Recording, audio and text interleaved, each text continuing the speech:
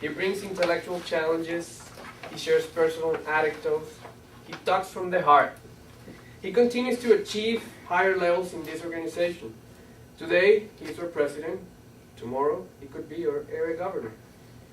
He is what I call a WMM. Wow. Walking motivational machine. Today he will carry out, again, the icebreaker for the competent communicator. He wanted to do the advanced level, but he decided, okay, I'll take it slow again. I go all the way.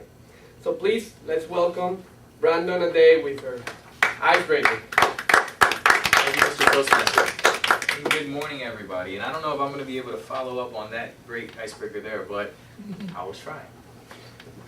You see, in 2 weeks, I'm going to be 31 years old on August 27th. And, you know, whenever you come to a birthday, you kind of start reflecting on your life and you decide, wow, you know, what am I going to do for the next year? And in reflecting on my life, I realized I should do another icebreaker. And the fact that he called me yesterday and said we need somebody to do a speech kind of opened up an opportunity to do that. So I'm going to talk about when I was born, what I used to do as a child, which led me to be the enormous geek that I am today, and kind of why I'm here as a Toastmaster. So let's start at the beginning. I was born August 27, 1978, on a Sunday, 3 minutes after 8 o'clock p.m. in Camden, New Jersey, which is actually the second most dangerous city in the country, right after Gary, Indiana. So luckily, my family moved out of Camden into the suburbs of Philadelphia, a small town called Medford, New Jersey. I grew up with cornfields at the back of my house. I used to play on haystacks. I've had cows sneeze in my face. This is not your typical, you know, upbringing, at least not for Puerto Ricans in my area. So that's kind of the experience I had growing up, but I also had the urban experience because my father lived in Philadelphia, so I traveled back and forth and kind of got an idea of what it was like to live in urban centers and also what it's like to live the country life. And, well, that kind of had an impact on my life because I spent a lot of time in parks and rivers reading and, you know, reflecting on life. My family is Puerto Rican and Cuban, and I mainly grew up with a kind of a Puerto Rican-centric household. Although I don't speak Spanish, I grew up, you know, listening to salsa, eating arroz con gandules and pasteles and stuff of that nature. So I kind of had both cultures. I grew up in a mainly Anglo town, so I didn't have many people to relate to. However, when I went to areas where there were more Puerto Ricans, I really didn't relate to them either because I don't speak Spanish, and they at least spoke Spanglish. So, you know, it was always kind of an identity issue. You know, where do I belong? Am I an American? Am I Puerto Rican? You know, what is my identity?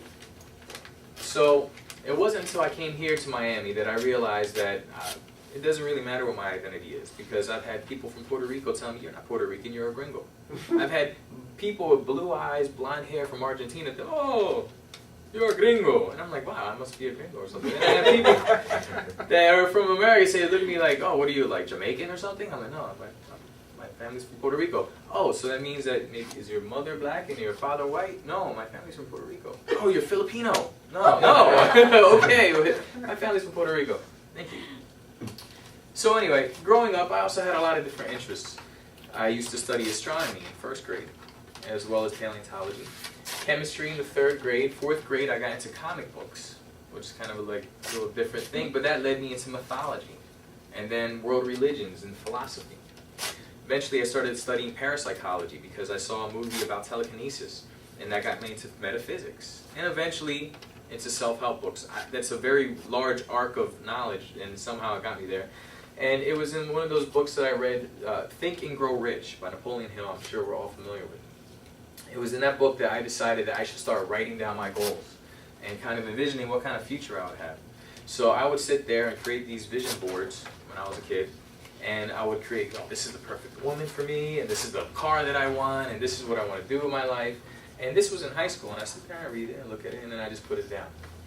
Well, I don't know, 15 years later, I have the woman that I wanted inside that book. I actually found her, and she's our Sergeant of Arms, Raina Ade. And she was my wife before she became our Sergeant of Arms. It was not one of those things.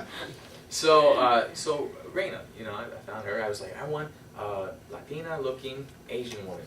and it kind of worked out that way, you know? For school, I said, you know, I want to be one of those people that I see in those documentaries I love so much that they go and ask stuff and they have, you know, so-and-so, PhD. I want to do that. I want to be that geeky person that everybody comes to and ask advice for. And somehow I'm working on that as well. But also, I've always been into art history and art, and I've always wanted, you know, to be a creative person. And now I think that the Toastmasters gives me some sort of opportunity to be creative in a different way, and not necessarily painting, which I also enjoy doing, but also in creating a vision that I can share with everybody and hopefully drive people to be interested in making that vision a reality. And it's kind of for that reason that I'm here. That's not turning green, is it? It's for that reason that I'm here, you know, as a Toastmaster, to kind of create visions and help people, and hopefully along the way have people join me on that journey.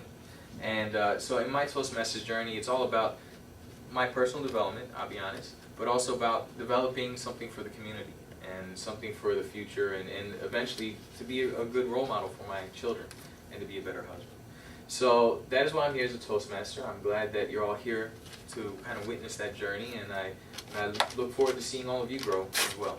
So with that, Mr. Toastmaster. Thank you. Wonderful speech.